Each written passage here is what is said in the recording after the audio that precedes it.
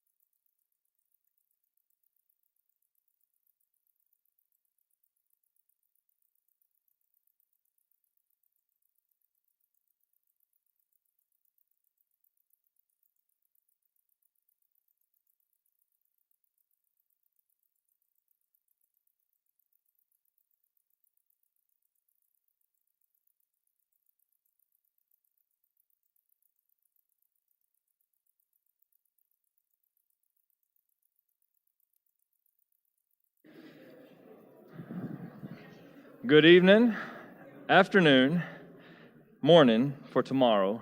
I am glad you're here tonight. So thankful that you have come out tonight. It's darker than normal because we fell back. So it makes me sleepier earlier. So here's my cue. Don't fall asleep tonight's class, and I'll let you out 1 minute early, all right? Fair enough, Ronnie? I'll let you out 1 minute early.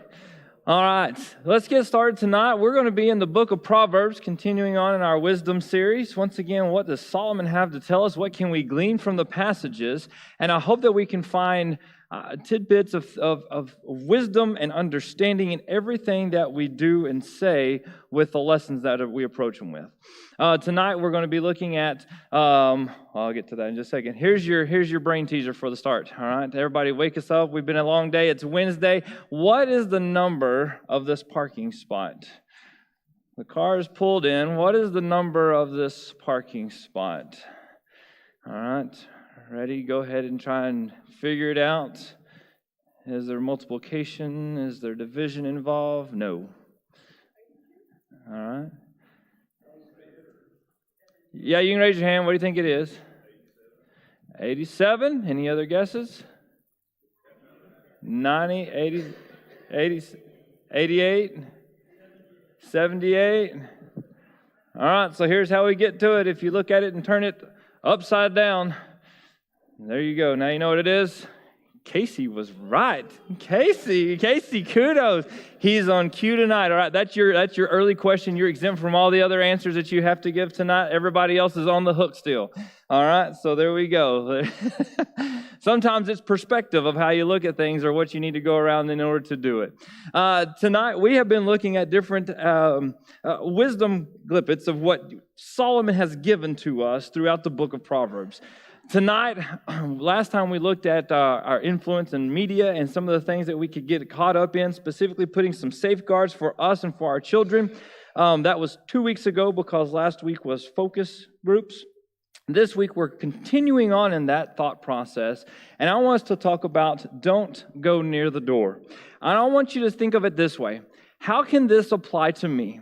How can I safeguard my life, safeguard my marriage, safeguard my relationship with my God, and how can I better myself as a person and as a Christian, all right? Specifically, though, I'm going to be looking at Proverbs chapter 5, chapter 6, and chapter 7 tonight. And I want us to do a little bit more reading than we normally would because I think the Proverbs are trying to teach us a lesson and give us a warning that we need to heed. All right, that just goes across the board. From the youngest of us to the oldest of us, this will apply, I believe, in everybody's life in some aspect or another. Don't go near the door. I want us to start in Proverbs chapter 5 and verse 1 through 8. Proverbs chapter 5, verse 1 through 8. And as you're turning there, I want you to think about this. What is the weaknesses of strongest men. What are the weaknesses of a strong man, or the weaknesses of the strongest men, or the men that we really think about in the Bible? David, Solomon, Samson, all very strong men, relevant men. David is a king. He has a heart after God. Solomon is the wisest man that's going to walk the earth besides Christ. And we have Samson, who's going to be physically the strongest man. They all fell victim to the same thing. What was that? Women. All right? The weakness of a strong man is going to be the fall to a woman. And so what does Proverbs do? I believe Proverbs comes back to us and speaks to us. I want you to put yourself this is not just a lesson geared towards the men. It's not just a lesson geared towards the women, but it's one of those we need to understand. What is the proverb trying to guard us and to beware us and to red flag and say, I need you to pay attention to what I'm saying, because if you really want wisdom and understanding, you're going to listen to these words. Proverbs chapter 5, verse 1 through 8, and then we're going to read some more lengthy sections, so I hope you'll stay with me here, but we'll pause here and there. But to understand the magnitude, I believe, of what the proverb writer Solomon is trying to get us to understand. Here is talking about the peril of adultery. All right, chapter 5, verse 1, it says, "My son, pay attention to my wisdom." What is the whole Proverbs about? What are we trying to get? We're trying to gain wisdom. We're trying to gain understanding. We're trying to get insight to what we can do to better ourselves and set ourselves up for success. "Lend your ear to my understanding, that you may preserve discretion. Your lips may keep my knowledge, and my lips of an immoral woman drip honey. And her mouth is smoother than oil, but the end she is bitter as wormwood, sharp as a two-edged sword. Her feet go down to death, and her steps lay hold of hell. Lest you ponder her path of life, her ways are" what? "They're unstable. You do not know them. Therefore, because of this, hear me now, my children. Do not depart from the words of my mouth. Remove your way far from her, and do not go near the door of her house." That's where the lesson stems from tonight, or where I got the title from. Do not go near the door of her house. My goal tonight has helped us to see, what does Solomon write to us? Because he was a man who was involved with many women. Over 700 wives, 300 concubines. And what is his problem? His downfall was women. All right? Once again, what is he trying to guard us or to warn us about in these types of things? Don't go near the door. Don't flirt with temptations. Don't go so close that you fall victim to it. We need to try to safeguard ourselves and see, what can we do to preserve our lives, to not fall victim to immorality, to not fall victim to sexual immorality, fall victim to the adulterous woman here he's just specifically alluding to. And so he notices here's what we need to start being aware of. Now, I want us to go over to Proverbs chapter 6, verse 20. He goes and he camps on it for a little bit. He comes and talks about dangerous promises in the first part of chapter 6. Then he talks about the wicked man in chapter 6, verse 12 through 19. And then he comes back to this same thought process of, again, beware of this adulterous relationship. "My son," he says, "keep your father's" what? All right? When he says these things, he's trying to make us aware, this is what I need from you. This is what I'm asking of you. This is what I'm commanding you, and here's what you need to heed. If you keep my command, usually the process is you will live. If you don't keep my command, then the opposite will happen. What will happen? Then you will die, right? And I don't want you to necessarily think just physically here. I want you to think about spiritually, our connection with our God. Proverbs chapter 6, verse 20 through 32. "My son, keep your father's command, and do not forsake the law of your mother." Now, once again, we talked last week about the role of parents, all right? The role of parents and how we are to help our children. Give them these laws. Let them know these laws so they can safeguard themselves, so they can be aware of what's ahead of them, what's going to befall them. And he says, "Bind them continually upon your heart," verse 21, "and tie them around your neck. When you roam, they will lead you. When you sleep, they will keep you. And when you wake, they will speak with you." Verse 23. "For the commandment is the lamp, and the law a light. Reproofs of instruction are the way of life, to keep you from the evil woman. from the flattering tongue of a seductress. Do not lust after her beauty in your heart, nor let her allure you with her eyelids. For by means of a harlot a man is reduced to a crust of bread, and an adulteress will prey upon his precious life. Can a man take fire to his bosom, and his clothes not be burned? And the answer is what? No. You can't play with fire and not expect to get burned. So if you flirt with this type of process, you're going to fall victim to it. And so he's warning us and warning those who may be seduced. Verse 28, can one walk on hot coals and his feet not be seared? What's the answer? Of course not. It's a rhetorical no. Absolutely not. These things will happen. These things will happen. So is he who goes to his neighbor's wife. Whoever touches her shall not be innocent. Verse 30, people do not despise a thief if he steals to satisfy himself when he is starving. Yet when he is found, he must restore sevenfold, and he may have to give up all the substance of his house. Verse 32, whoever commits adultery with a woman lacks what? Understanding. The problem is we haven't given in to God's law. We haven't heeded his commandments. We haven't given and really dove into the wisdom that he's trying to dispense to us. And then it says, he who does so does what?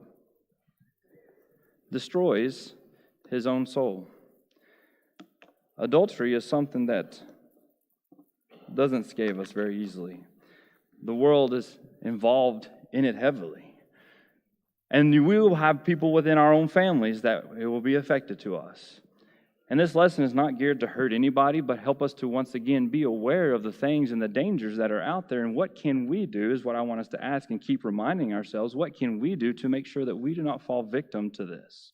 What can we do to help safeguard our marriages and for our children who we're raising, for our grandchildren who are going to be coming up? What can we do to help warn them and teach them about the ways that God has desired? His commandments, to bind his law around their necks, to hold them close to their hearts, does not fall victim in this way.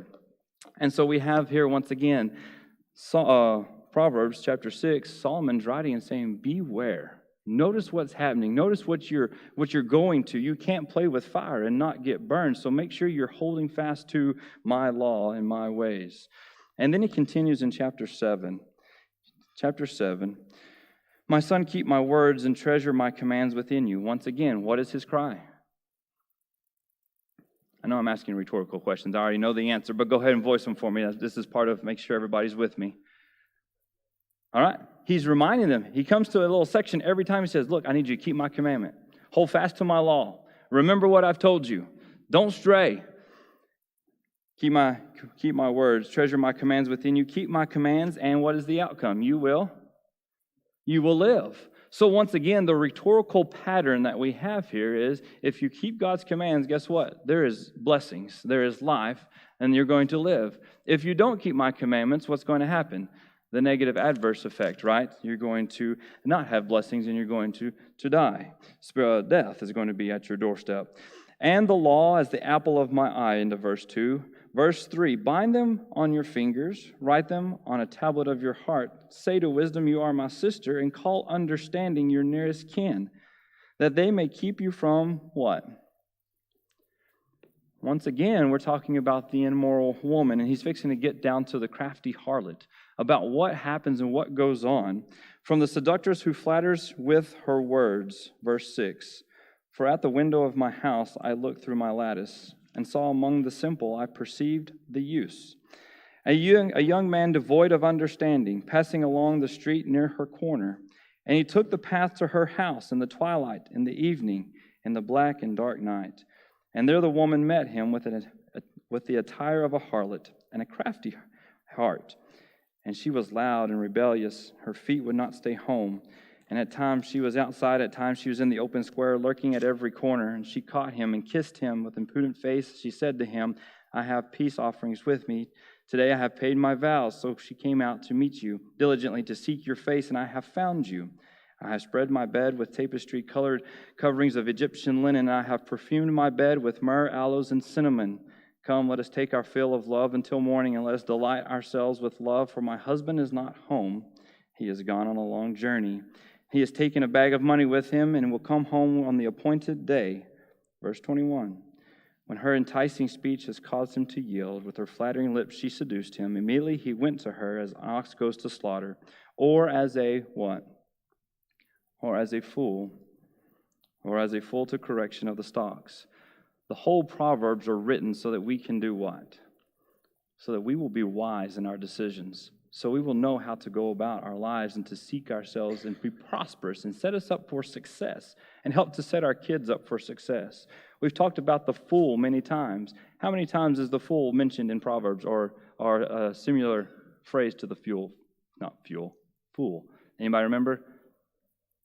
78 times. 78 times he talks about the fool. Don't fall victim and don't be considered the fool, but rather let's be wise and let us gain understanding so that we seek wisdom so we can live and not die. Then he says, verse 23, till an arrow struck his liver, as a bird hastens to the snare, he did not know it would cost him his what?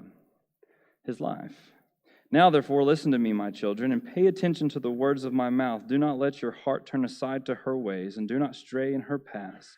For she has cast down many wounded, and all who were slain by her were strong men. Once again, going back to the thoughts we started off with Solomon, David, and with Samson.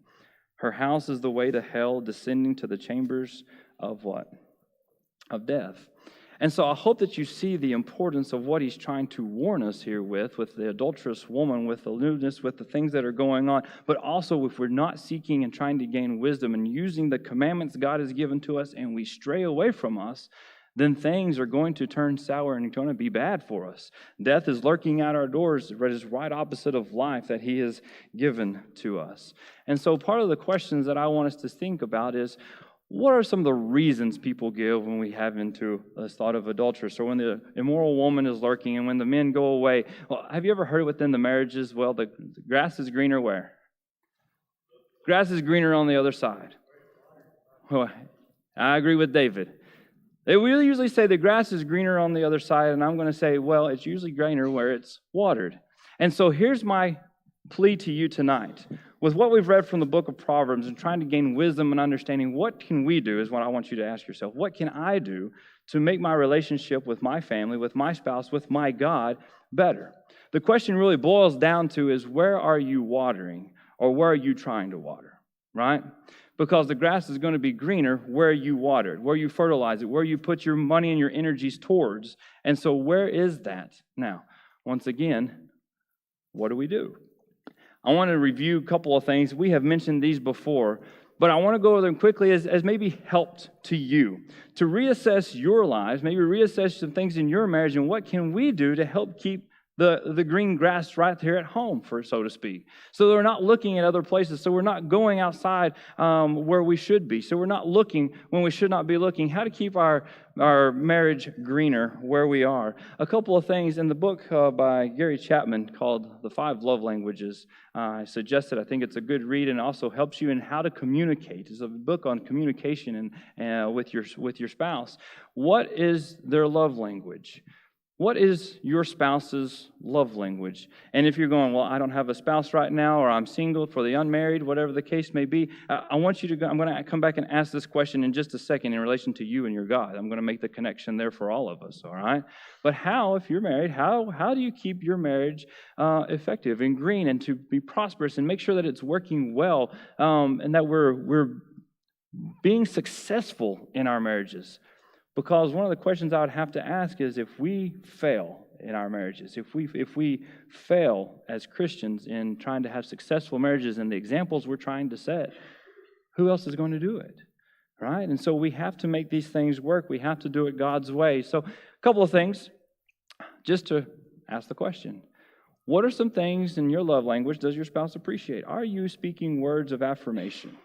Is that a love language? And they're going to be, you can pick from different 5 of these. You can go and rank them, right? From words of affirmation of they need to be told, right?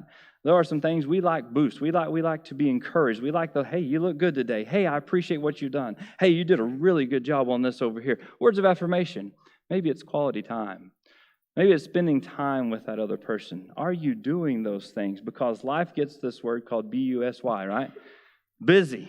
Very, very busy. And we're running at all spectrums. We're burning both ends of the candle. And it's not just little flames. I mean, it's shooting torches, right? And we're trying to figure out, what are we going to do? We're not even able to spend time together. Are we spending some time together? Maybe does your spouse enjoy receiving gifts? Are you satisfying them that way? Maybe acts of service. Hey, I'll do the dishes tonight. Not really. No. All right? Maybe we'll do the dishes. Maybe we'll help fold the laundry. Maybe they'll help mow the grass. We help do acts of service. What does that do? It tells you what? It tells the other one, I love you. I appreciate you. I care about you. Maybe just physical touch. How many times do you still hold hands? Do you give hugs? Do you kiss your husband or your wife? Do we do these things to still help with let's say, do you still date your spouse? Or have we kind of let that go to the wayside because that's what we did once before, but we don't need to anymore? I want us to think about, what are we doing to help in our relationship to be successful and to not hurt it? So I guess what we want to go to is, love is a choice. In your relationships, you have to choose.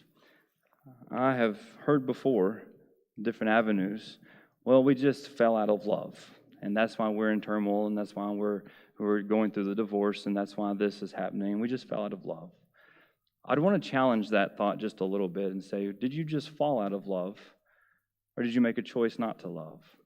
Now, I know there are a lot of different circumstances, and there are a lot of different causes. I'm not trying to negate that, but what I do want to ask is, did we do all that we could? Did you choose to love, or did you choose not to? I think we make a choice every day, right? How many of you woke up this morning? Okay, we got one participant. Oh, okay, a couple more. All right. If you're here, you chose to wake up this morning, right? The time that you woke up, was that the time you desired to wake up and you just hopefully woke up whenever, or did you have to set your alarm and make yourself get up? Which one? All right, you had to make yourself get up. Same. All right, you made the choice to get up, but you also had to make the choice you didn't really want to, but you did. Why? Because you had to, all right? You had to. There are time schedules that have to be kept. There are jobs that need attending to. Maybe there's kids that need to get to school, right? Or there's other things that need to come along. And we have to do some of those things. But we made a choice. Because on the reverse side of that, you could make a choice to just not set the alarm. You could make a choice to say, I'm not going to work today. You could make the choice and say, I'm not going to attend to the kid. You have the choice, but yet you made it, right? You made the choice to get up this morning. You made the choice to be here tonight because you could have chose the opposite of that, right? And so what we do is, love is, I believe, a choice. I can choose to love, or I can choose not to love. And sometimes it's harder on certain days than not, but love is a choice. I can choose to love God, or I could choose not to love God. I can choose to obey God. I could choose not to obey God. You see hopefully where this is going. Sometimes within our marriages, within our family units, we have to just make the choice. I'm going to do the better thing for the other person. I'm going to put self on the back burner, and I want to show them that I care and I love them. Maybe you say, well, you know what, I know quality time and physical touch are important things to my spouse. I don't have time. Guess what? We got to make it somewhere. Or we may say, well, I'm just not a hugger. I know they appreciate the hugs, they appreciate the kisses, but I'm just not a hugger. Well, you got two arms, don't you? Try it anyway. Try it anyway. Why? Because it's going to make you better for it, I think, in your relationship. So with that being said, I want us to be palatable to everybody in the class and whoever's watching online as well. I want you to think about the same thoughts we just talked about and think about, what is your relationship with your God? Not just with your spouse, I want you to think about that, but what are we trying to do? You think about adulterers and adulteresses and the things that we do within physical terms of marriages here between husband and wife, but what about your God? What are you doing to solidify your relationship with your God? James chapter 4 and verse 4 talks out and calls out basically your adulterers, your adulteresses.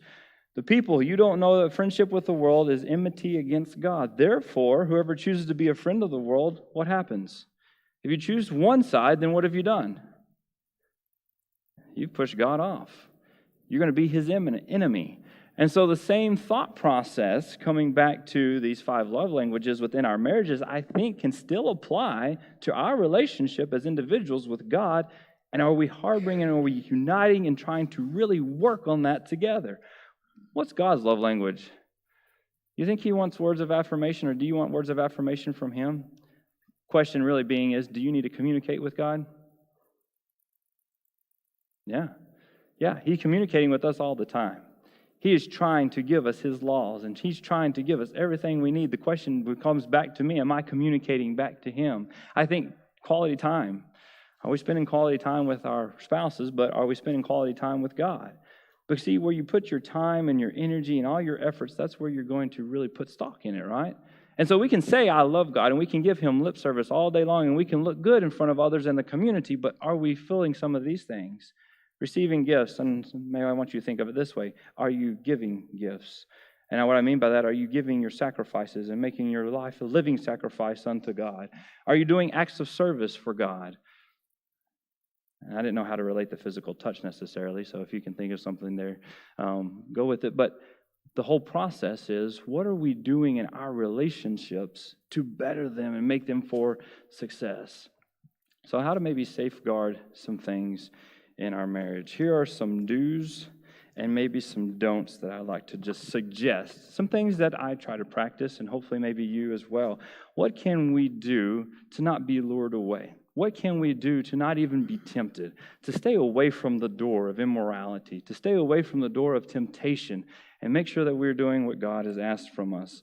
Well, what we've already mentioned, communication. Did you know, statistically, I read one time, a long time ago, I can't give you the exact thing, men speak about 7,000 words in a day. 7,000 to 10,000 words in a day. That's a decent amount of words, right? Considering there's only a few letters, makes up some words. We don't have a lot to say.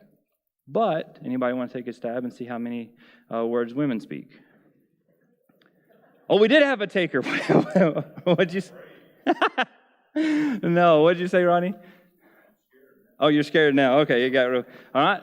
Men speak about 7,000 to 10,000 words a day. Women speak between 25 and 30,000 words a day. All right?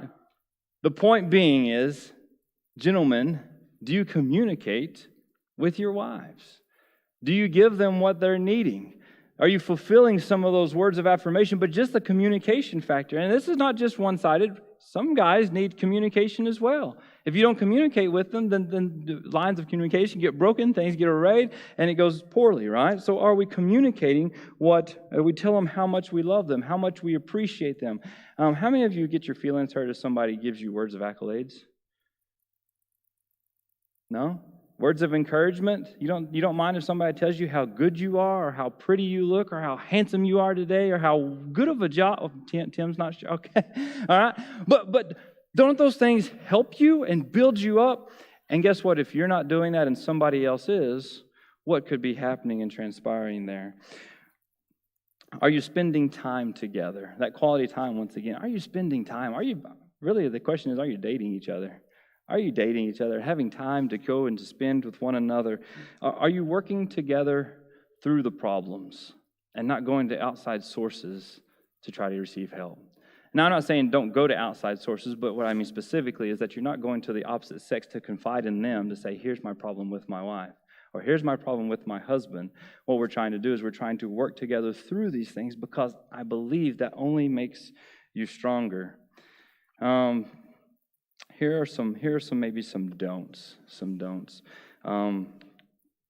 Don't, and these are going to be very general, all right? I'm not going to tell you anything new and spectacular, and you're going to go, I got to write this down and highlight it, and maybe you need to.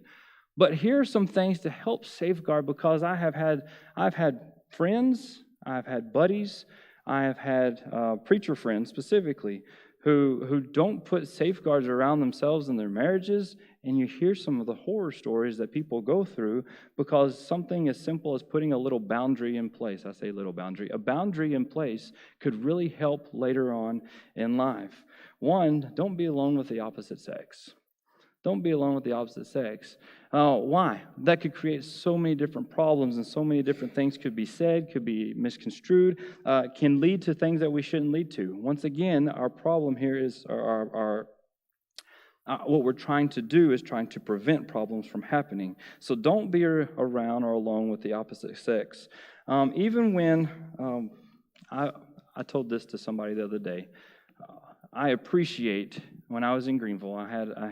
We had a lock-in one night, and everybody was going home at 6 o'clock in the morning, and we're all dead tired. And there was one of the youth group girls that lived just a block or two down the road from us, and her mom called and said, "Hey, do you mind bringing her home?"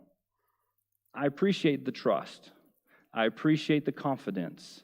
And I wish I could, but my rule was what?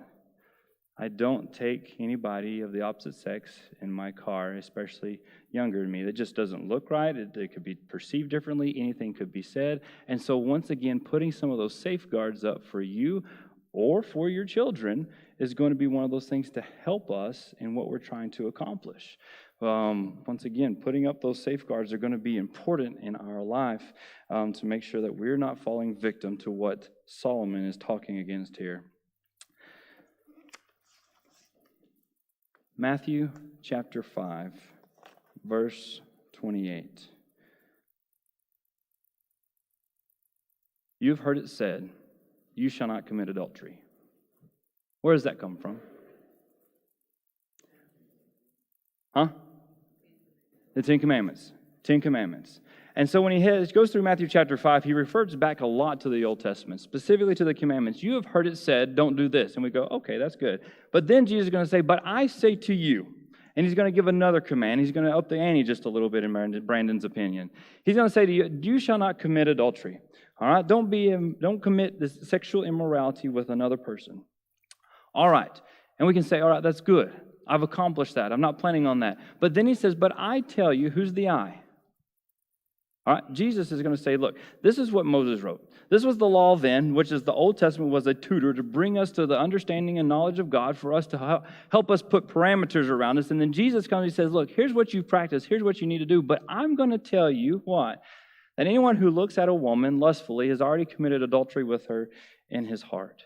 And so here's where I want us to go for just a little bit too, of make sure that we are going to be intentional about what we're trying to do. The proverb writer, once again, Solomon, goes back and within 3 chapters at the first of his book, he's going to really highlight, make sure you're going to be cautious and take heed to my warning, hold to my commandments, use wisdom, follow understanding and instruction, and don't be seduced and taken away by the immoral woman. Here, once again, what are we looking at and what are we being involved in? I believe today we have to be more intentional about some of these things than in prior time frames. Especially with all the information, with all the publicity, with all the media that we have at our fingertips. Like I said last time, with all the apps that we have, how can we help guard ourselves? How can we help guard some of our children's visuals and what they're seeing and what they're being influenced with? Once again, we have to safeguard ourselves in these ways. What we see and what we look at, how our thoughts and intents of our heart. I want you to do this for just an example for me. I'm going to show you a picture, and then I'm going to cut it off after 2 seconds, okay? And then I'm going to ask you a question. Everybody ready? All right. What did you see? What? Hold on. You saw a cookbook. Can you describe any more than just that? I want you to be as descriptive as you possibly can. All right. It said cooking. You saw a cookbook that said cooking. What else? All right. Raise your hand so I can call you. I want to be able to hear you. What? A men's health magazine. Anything more? Any more description than that? What color was it? You're colorblind. That's right. You couldn't know. All right. Men's mouth. All right. It has had something dealing with his men's abs. All right. Who else said something? All right. Reader's Digest. What else can you tell me about the Reader's Digest? Anything? No? Okay. All right. Who else? Teresa. National Geographic. What color was it? Black with red trim. What did it have on it? All right, black and red trim. All right. David? Time magazine. What else? Had a hand on it. All right. Do you know what was on the hand? Tattoos. All right. Very good. Melissa, you have one? National Geographic. Anybody else? How many were up there? 6. How many colors did you remember besides Ronnie? How many colors did you remember seeing? Different colors. What can you name? Red, white. That's good. Yellow, black, blue, green. All right. The whole point to this is, how long did you have to see it? 2 seconds. By Brandon's counting. 1,000, 2, 1,000. All right, hopefully it's pretty accurate. But within those 2 seconds, you were able to tell me this from one vivid picture. How many magazines were there? You could tell me the names of the magazines. You could tell me some of the things that were on the magazines. And you could tell me some of the colors that you saw on the magazines. All within 2 seconds. That's a lot of information, right? That's a lot of information. And how fast we can process information and how much we see and how much that will stick to us and how many of us might remember some of those things because we are visual people, right? And so as you already saw what I mentioned first, there you go. There's the Time magazine. It didn't even say Time, but you knew what it was because of the design, right? Reader's Digest, Men's Health, National Geographic it was yellow. All right, Style and Decor, and there's Dan's right there, the cooking one, all right? Had the cooking one. All right, once again, a little bit smaller, didn't take up the whole picture, but you were able to tell me a lot of information within 2 seconds from something you saw. And so what I want us to be considerate of, what is going rampant and wild, and what we need to consider of what we see is pornography. Pornography. All right, pornography is going to be the visuals that we see. Hold on. Visual printed material containing the explicit description of display of sexual organs or activity. Why do I say that? Because that's the thing that our young people are facing and the things that you are facing each and every day, whether we really realize it or not. Did you know statistically that 72% of kids have seen some type of pornography online? 72% of kids. And I've heard ages as young as 11 and 5. That's a big difference in my opinion, but once again, what are we seeing and how are we trying to safeguard ourselves and how are we trying to safeguard our kiddos? Once again, going back to some of those apps I mentioned last time of what we can do to help us be successful and follow what Solomon has given to us as being aware of the things that are infiltrating our world. One other statistic that I've come across is the internet is constantly changing, and it has been said that 2 new websites are launched every second around the world. That is a lot of information that goes. And even some information you get involved in that you don't want to be involved in somehow, some way.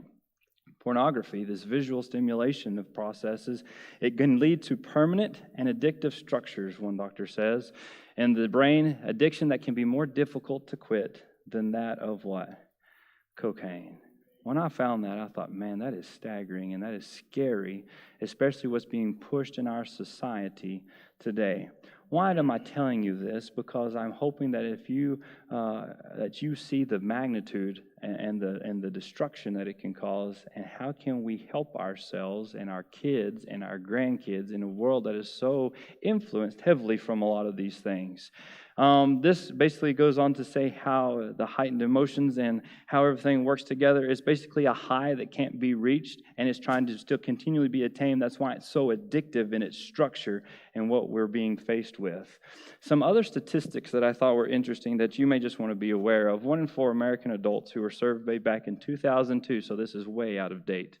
All right, but 2002, 1 in 4, 25% thought it to be okay seeing an X-rated movie within the past year. They're okay with doing that. All right, another 38% of adults believe it's morally accepted. All right, 38 is a low number, I believe, probably. It's still, the statistics are growing. But to look at pictures of nudity or explicit sexual behavior. What does that say for us? We got our work cut out for us, for ourselves, for our kids, for our grandkids. If almost half of the world's population are here, if half of the people believe it's okay to look at this stuff, guess what the next generation is going to believe? And then guess what the next generation is going to believe? And how it trickles and filters down. We could be one generation away from total apostasy and not knowing our God. So what does that bring us back to? It is our job as a church, it's our job as parents, it's our job as grandparents to make sure that we are teaching the principles and the commands of God to our kids and to our grandkids. I mentioned this last time, and I'm bringing it back again because once again, I had so many people come up to me and say, "Well, this is scary. This is crazy how much media is out there, and I didn't even know about the apps and all this stuff." But once again, the things that are being visually stimulating and those things that are infiltrating our young people's minds, our kids and our grandkids, what we're dealing with, the sexting part of things, of sending nudity, sending pictures of nudity over the phone primarily. Internet can also work. That are going to be primarily between mobile devices. Some of these we talked about, actually all of these we talked about last time. We need to be careful about it. That's really what I'm trying to get. Here's what you need to know. I believe pornography, it's corrupting our schools. It's also corrupting our churches. It's corrupting the families. It's corrupting morality that we do obtain and have. And it can destroy our nation if we're not careful. And so without any action, what happens? Problem only gets worse. And so I want you to think about, who does it start with? It starts with me. It starts with you. And it starts with going back to the things that Solomon warns us about in the Bible. So what do we do? What do we do? Here's what I want us to suggest and end with tonight. Job chapter 31. Verse 1. There's talking about covenants. What is a covenant? It's like a contract. It's an agreement. It's coming to an agreement saying, this is what I'm going to do. Job, it says, I've made a covenant with my eyes, not to look lustfully at a young woman. For what is our lot from God above, our heritage from the Almighty on high? Is it not ruin for the wicked, disaster for those who do wrong? What am I asking you to do? What am I asking you to do with your kids, maybe your grandkids, between you and your God? I'm asking you to make that covenant, to help safeguard yourself, to help take the words of Solomon, and to make sure that you are putting those things into practice and take his warnings, to take those things that he is trying to get you in the know of, to help persuade you to not be caught up in, and to be holding fast to God's commands. Don't go near the door. Don't flirt with it. Don't give to the immoral woman, and vice versa. Any questions or thoughts? I have talked this whole time. All right. Yep. Yes, sir.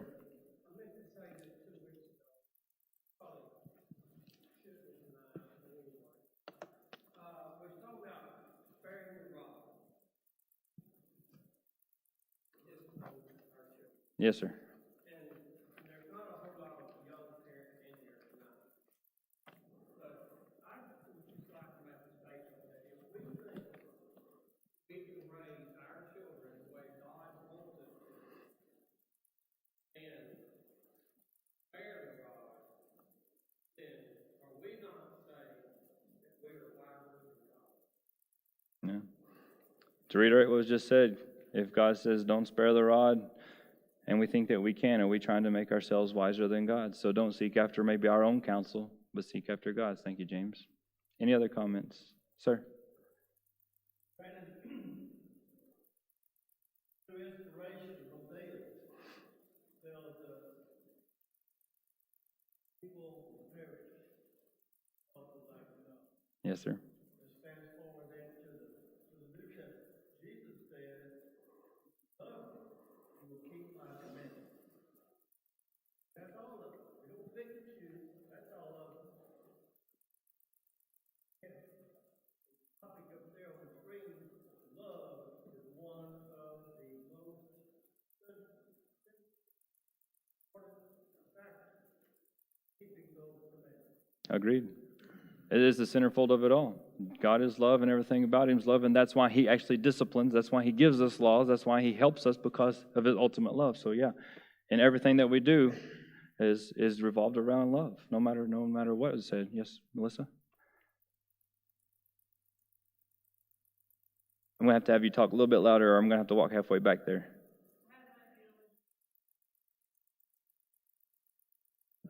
Yeah?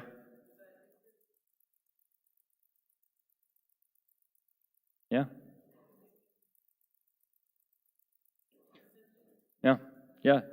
Yeah. What do we do? The least of these we do towards God is an act of physical touch, and maybe just a handshake, a hug, a caring hand on somebody's shoulder when they're in needing comfort or help. Yeah, very good. Brandon, that door that you mentioned is like that fence in that road for our children. Yeah. Stay away from the fence. If we don't know what's greener on the other side, it don't make any difference. But we want to be not close to the fence. We want to straddle the fence. Yeah. That's what gets us in trouble. I mean, stay away. Yeah, it's not getting hit by the car. We want to play in the road until the car comes and see if we can get out of the way, right? Like James said, we don't want our kids even on the curb. Yeah. That's the same way with us. Stay away from it. Yeah. Yeah. Ward it off. Get rid of it. Thank you for your comments. Yes, sir, James? Yeah. If we don't have the fear of God, then we won't come to a knowledge and understanding and pursue the commandments. I agree. What I hope that you have taken from these lessons so far is some of us are doing really good in those areas. Some of us can maybe better ourselves in those areas. Some of us, this may be a new concept. Whatever the case, I hope that you are finding palatable ways to make this applicable to you, how we can use it in our lives, but how we can also help to teach others. That's our goal. That is what we're here for. And so I hope you find these useful, not just for yourselves, but for your kids, for your grandkids, for the community around you. Thanks for your participation tonight. I appreciate it.